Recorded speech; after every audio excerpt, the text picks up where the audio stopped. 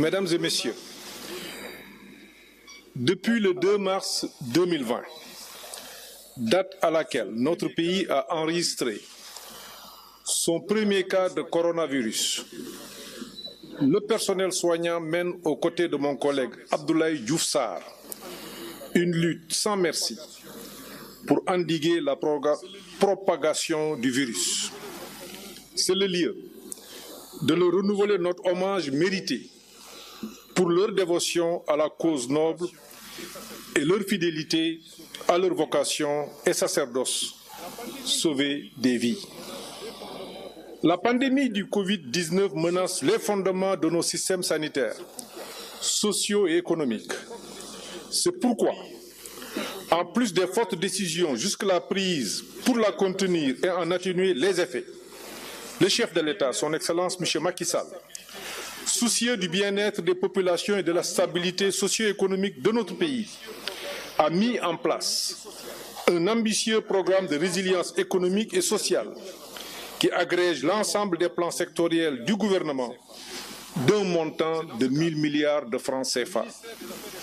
C'est dans ce cadre que le ministère des Affaires étrangères et des Sénégalais de l'extérieur, dans le sillage des actions qu'il a déjà entreprises, avant l'apparition de la maladie sur nos territoires, a élaboré sur instruction du président de la République Macky Sall un plan sectoriel de contingence de 12 milliards 500 millions de francs CFA pour assister, soutenir et protéger les Sénégalais de l'extérieur établis dans les pays touchés par le Covid-19 et qui se retrouvent aujourd'hui dans une situation de vulnérabilité.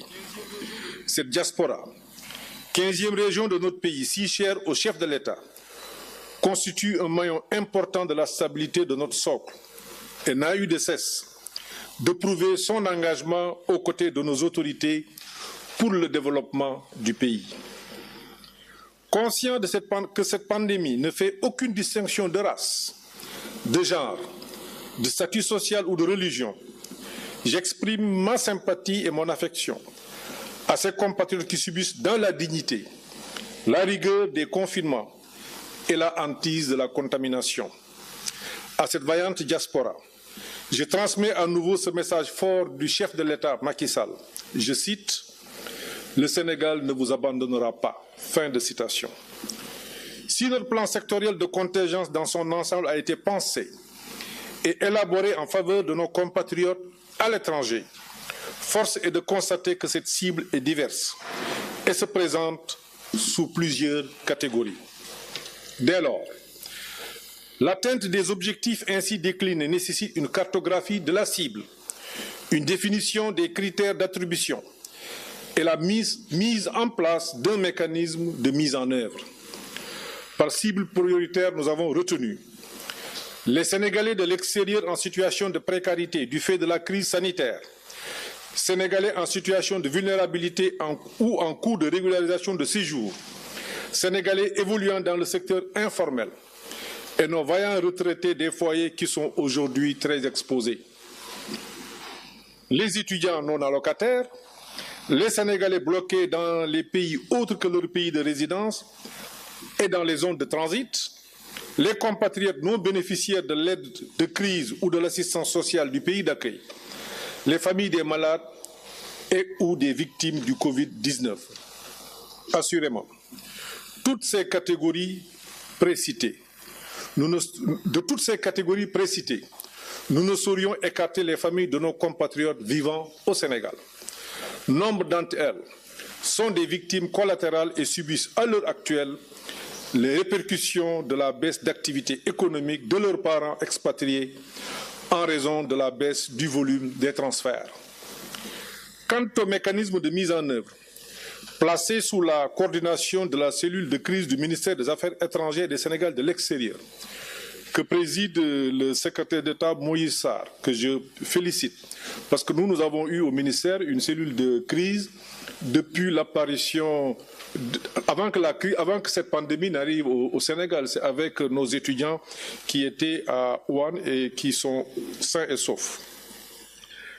Cette cellule donc vise à assurer la gestion efficace, efficiente et transparente des ressources allouées dans le cadre du plan de contingence national de lutte contre la pandémie du Covid-19 au bénéfice des Sénégalais de l'extérieur.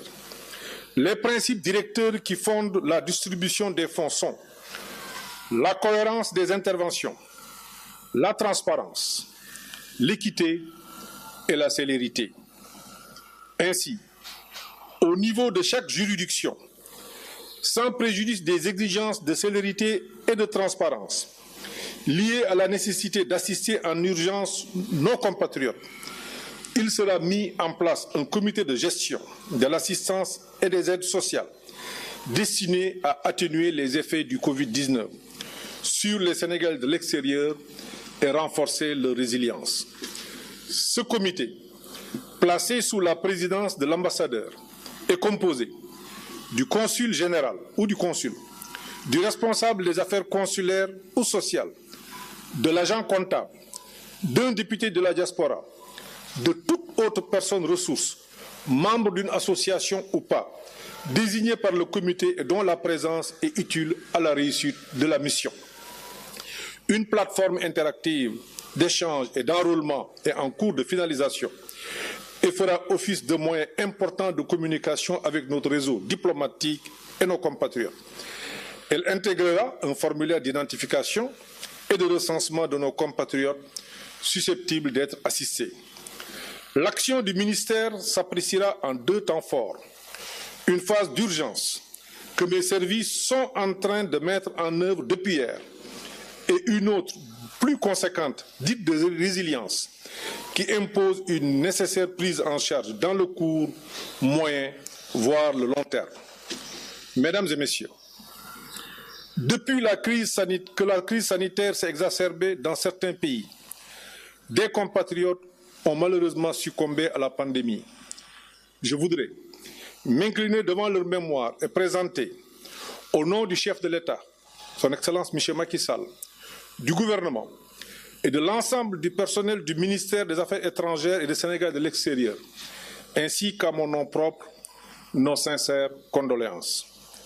Pareille occasion me permet d'appeler l'attention sur la nécessité d'un respect scrupuleux des directives sanitaires émises par les autorités des pays d'accueil, renforcées par celles de l'Organisation mondiale de la santé, sans oublier les recommandations du Comité national de lutte contre les épidémies au Sénégal.